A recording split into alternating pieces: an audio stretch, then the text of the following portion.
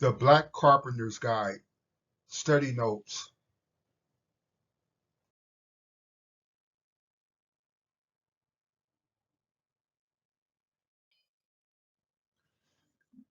Chapter 1, The Right Mindset. The first thing I recommend you do as a carpenter is dropping the word can't from your vocabulary. We as carpenters and tradesmen get paid for what we can do, not what we can't do. I remember how when I was working as an apprentice under the guidance of journeyman carpenters, I would be asked to complete a challenging task, and I would say that it was impossible to complete that assignment. Then not a few minutes later, a journeyman carpenter would complete the same task I had considered impossible. This would always challenge my philosophy and pride because I have always insisted on being a very competitive person. My thinking has always been and still is, if I can see someone else doing something, I can do it myself. It amazes me what men can accomplish in the construction field when they put their minds to it. And I'll let you in on a secret, nothing is impossible. In time, with the right experimentation plus training and the right mindset, anything is possible. The 25th Nubian Black Dynasty of Egypt were Black men and women who helped build and expand the Great Pyramids. These builders were our ancestors and looked just like us. With the right mindset, anything is impossible. So the main point to remember is always remember you can accomplish anything or any goal you set for yourself if you have the right attitude and belief in yourself. This is a mindset you must develop and continue to nurture during your construction career. Leaders in the construction industry are problem solvers. They tackle the difficult projects that others stay away from. This will open the door to opportunities and personal growth. By reading this book, you have shown you are seeking greatness in yourself and your abilities. I congratulate you on this lifelong endeavor. All great people hold one thing in common, and that is the right mindset. They believe in themselves and what they're trying to accomplish. They also would let nothing stop them from reaching greatness in their full potential. Remember, while going about your daily work as a carpenter, you can achieve anything you set your mind to. Proceed to accomplish your work with self-determination and careful consideration. Always walk the job site with high energy and confidence. We represent the men and women in the building trades. We take pride in ourselves and our abilities and get to experience the joy of working with our hands. Our ancestors helped build this country's infrastructure, roads, bridges, and waterworks, and even the White House. We help build America's future. You must see problems as an opportunity to excel past the competition if you want to get ahead in this trade. So problems are opportunities if you want to stand out from the crowd. So that's the main point I want you to get. Problems are opportunities.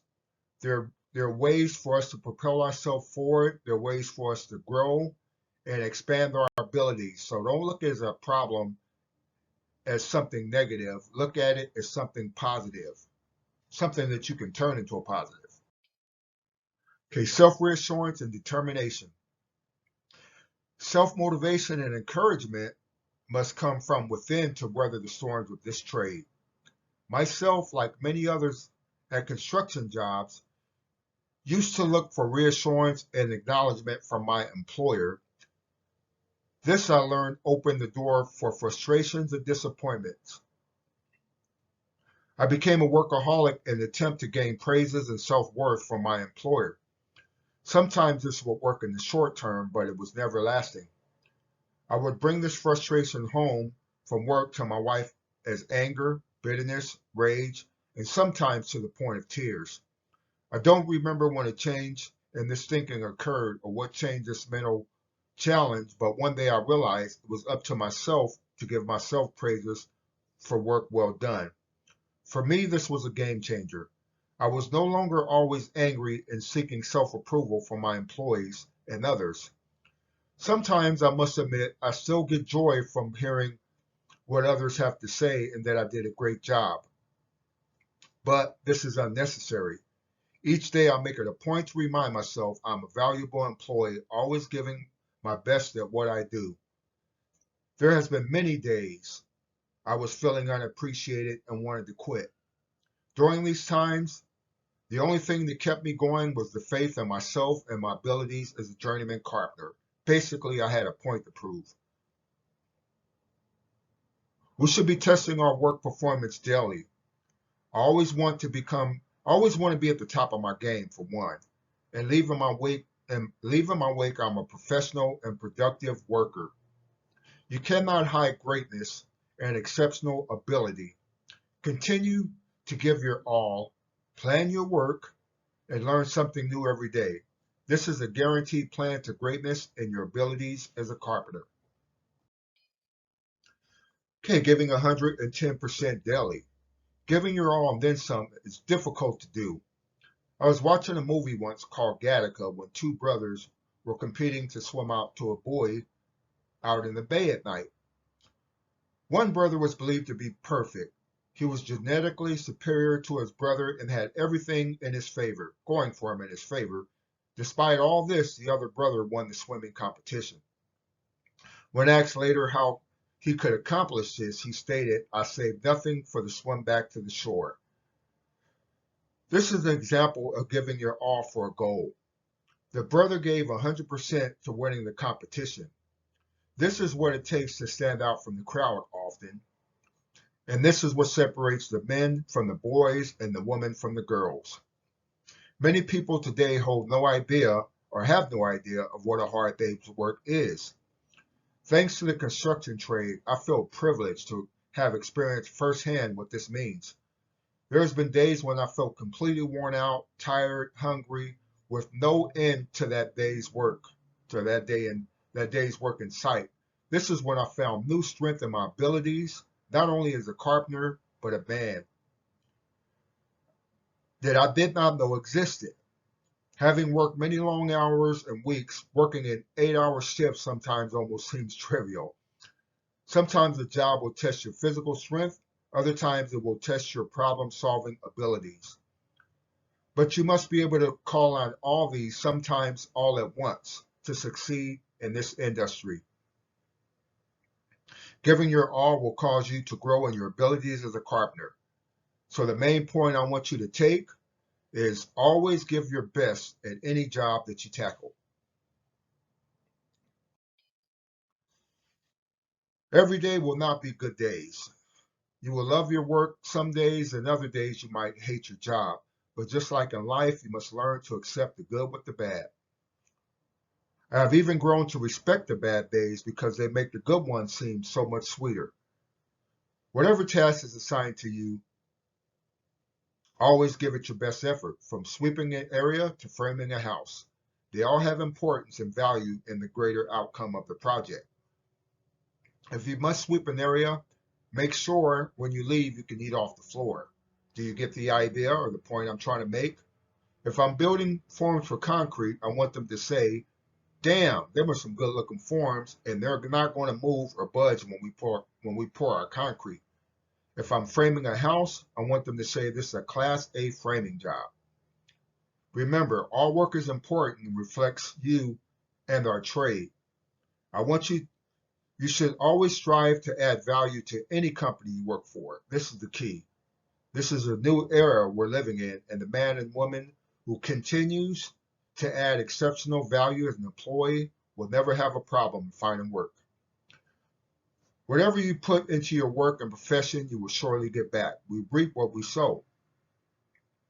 Work always with this in mind and never do a halfway job when you have the ability and time to complete the job right. Always give your best effort in any task and you will be compensated not only by others, but the priceless sense of doing a job right. This is the key to advancing your career. Okay, let's talk about energy, high energy. Construction is a high energy occupation. You must hustle to get things done. Working as a carpenter, you must be able to maintain this level of energy, sometimes 8 to 14 hours a day. Just visit any construction site and sit and watch for a short period of time, and that will confirm that statement, high energy. If you're like me, you want to know what's up with all the rushing to get things done. When I was new to the construction trade, I did not get it all at once. The reason is most contractors are under tight schedules to complete a project. They work on a bonus or penalty system that rewards them if they finish a project early or fines them daily when a project goes beyond a completion date. So that's what the rushing's about. It's all about getting the job done and meeting that schedule. That's one of the main reasons you see the push to get a project completed on most commercial sites. Today, we live in a very competitive world, and we must continue to exceed people's expectations to compete in construction and in any other occupation.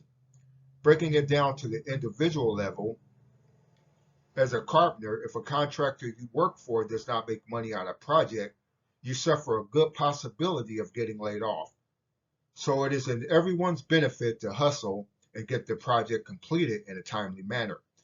Keep this in the forefront of your mind when your job site foremen begin barking orders at you, and don't take it personal. That's just how things work in the construction trade.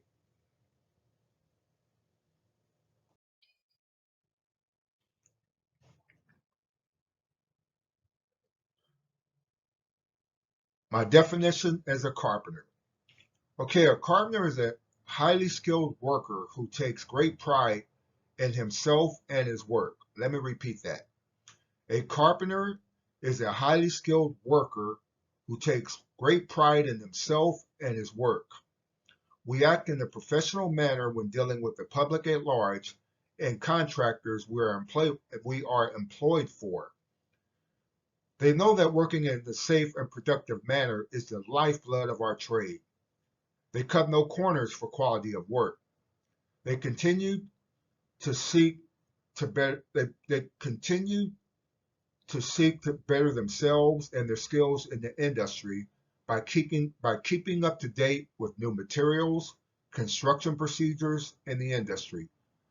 Carpenters invest in education and construction knowledge by taking vocational courses and own a library of reference books they can refer to about any task. Tradesmen know how to research and find information about construction topics on the internet. They, they access YouTube videos to enhance further understanding. Skilled workers are always testing themselves and their performance to make sure it measures up or exceeds the industry standards. Carpenters have a balanced life and are not consumed by work and becoming workaholics. They value their family time and core values and are always willing to help a fellow carpenter, regardless of race or color, and give back to the community. So that's my definition of a carpenter. That's what I truly believe. We're tradesmen. We're proud of the work that we do. We believe in ourselves. We're always ready to help the community, and we're always there and ready to help a fellow brother, another carpenter. Okay, working safe. Let's face it, construction is a dangerous occupation. We're afflicted with one of the highest mortality rates of all lines of work. Working safe and returning home must always be at the forefront of your thinking during your day's work. I have witnessed firsthand what cutting corners and safety can do to workers and their families. Don't become a statistic. I think safety is everyone's job. I don't know about you, but I like my fingers, I like my hands, and I plan to keep them all in working order. Many carpenters view safety as a hassle or unnecessary burden. The bottom line is that safety rules and regulations are in place to protect us, the workers. But sometimes we're often caught up in a dilemma of production versus safety when this should not be the case. Every tradesman at one time has cut corners, let's face it, because we thought something bad could not happen to us. We always assume accidents happen to others and never to ourselves. The truth is, anyone can get hurt, or even worse, if we don't take safety seriously and protect ourselves by working safe. Many companies have safety orientation training and employment before being able to work out in the field. This is for their protection as well as our own. We need to take full advantage of these trainings and ask questions about anything you don't understand. You must learn to be proactive for your own personal safety. It is a contractor's responsibility to provide PPEs, and that's an acronym for personal protective equipment.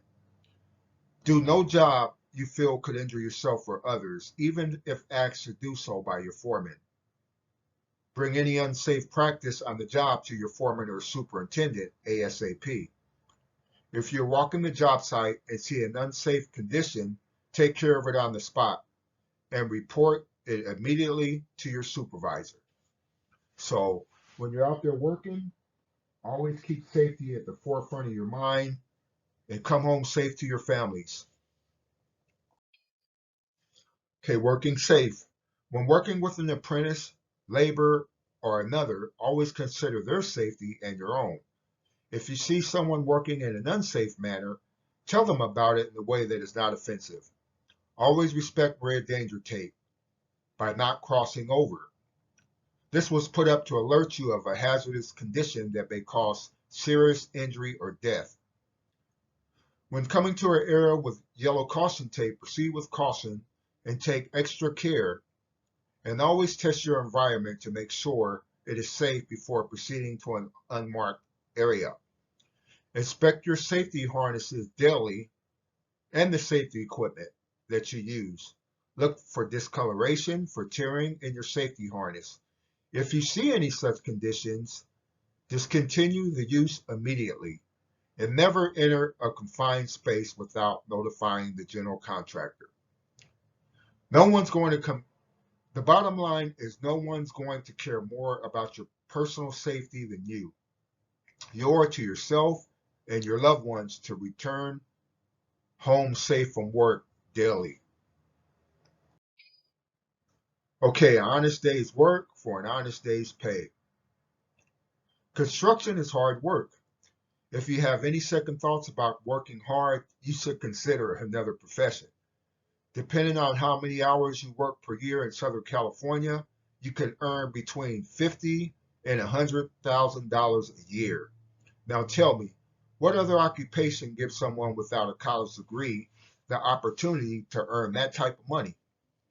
We earn a lot of money because a lot is expected in the quality of our work and the high production schedules that we keep for general contractors. In the Carpenters Union, there is a saying, an honest day's work for an honest day's pay. What that means is that our work effort and quality of work and production should always exceed the pay we receive. It is a feeling that basically I can't put into words, in my honest opinion.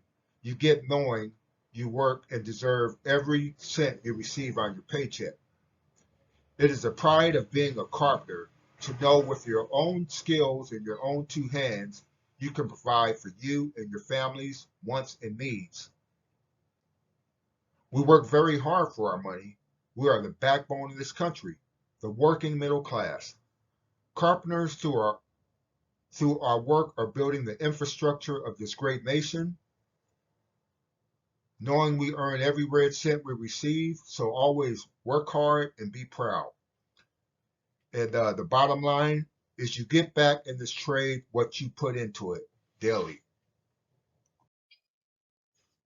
Quality work matters. Quality work, to me, seems to have lost its importance in this society. The world has become much smaller, and the competition to win construction bids and projects is now global. Just what does that mean for you and me as carpenters?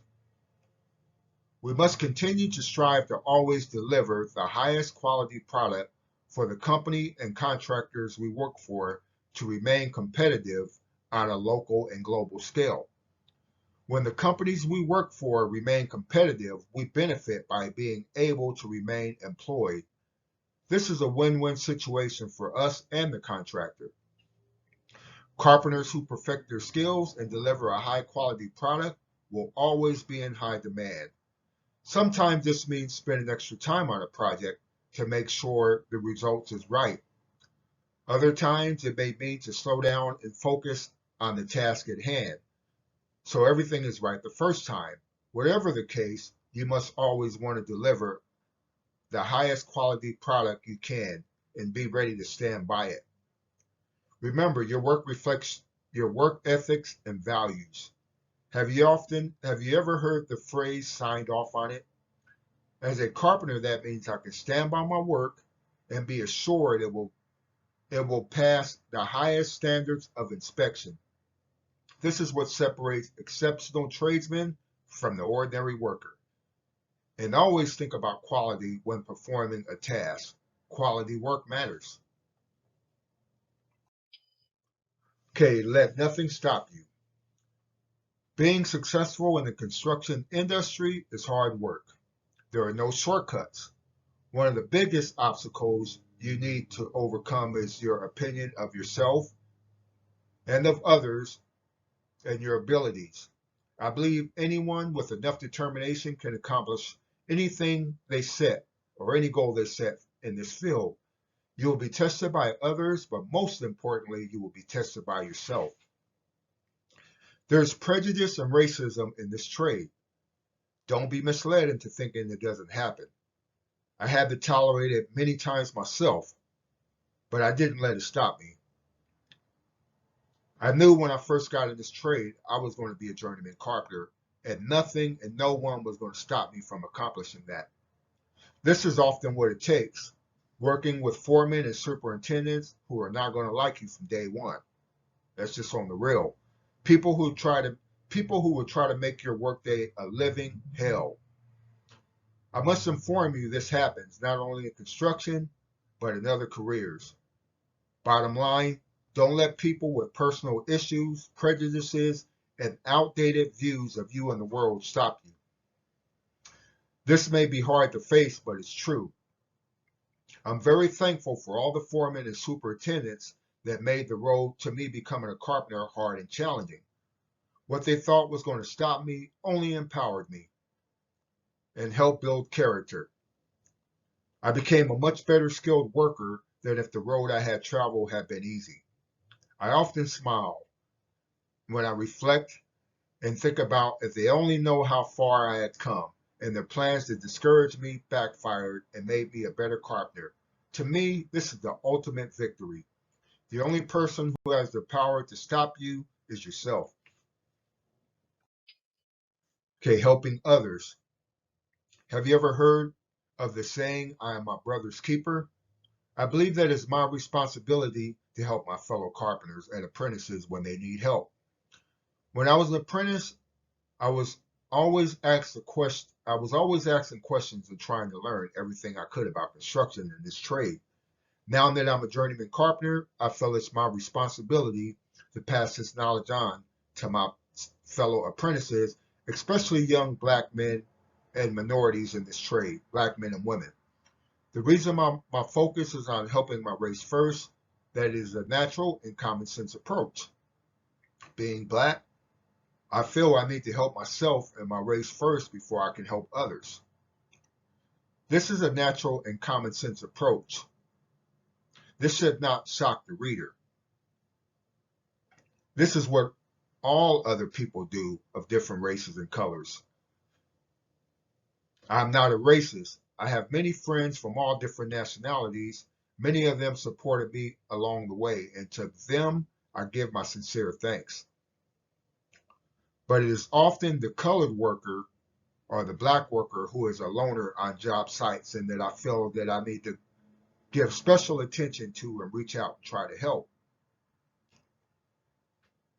I know for a fact there are a few blacks in the Carpenters Union because I've been out there and I know So we need more of us out in that trade for reasons unknown to me. I hope this book will help inspire you and others and pave the way for more young Black men and women and people of color to consider construction as a choice. If this book only accomplishes that, I will be grateful and paid for in full for all my efforts. This is my sincere wish. We as a people strive for greatness in ourselves and open the doors for other Blacks and tradesmen.